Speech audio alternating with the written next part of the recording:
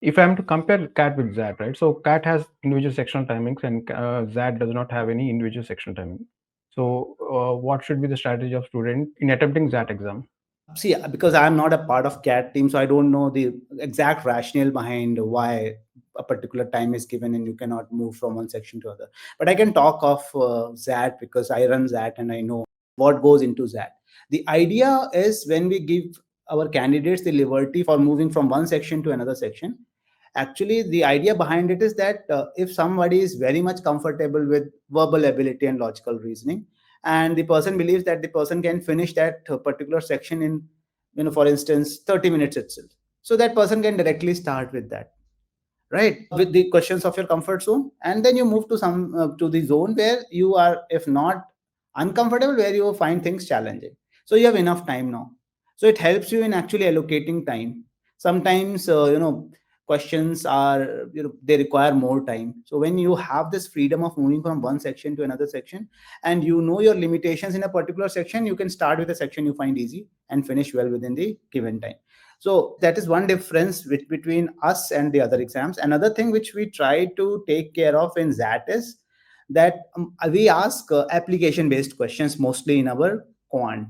And in, if you take the case of our verbal ability, we try to ask interpretive questions. So when you have to answer the application based questions, or you have to answer the interpretive questions, you require a lot of thinking, and thinking wastes your time if it's an exam and you have a particular given time.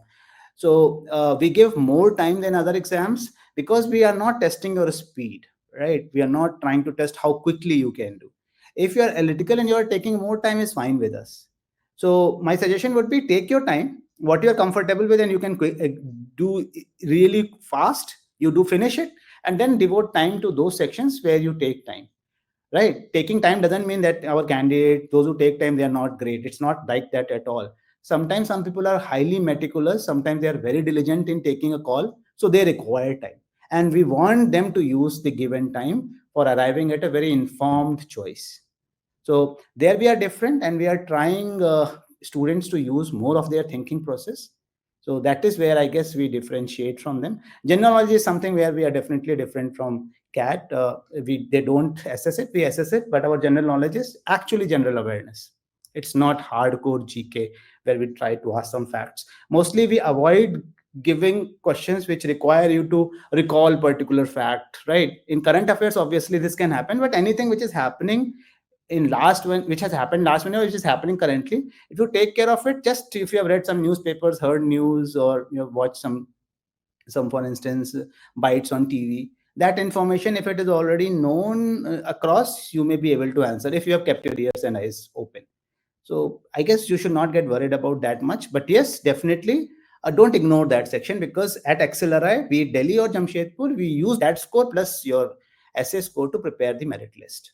So for XLRI, those two scores are important, both GK and essay. Essay we will take care of, and we will invite you for our GDPI process.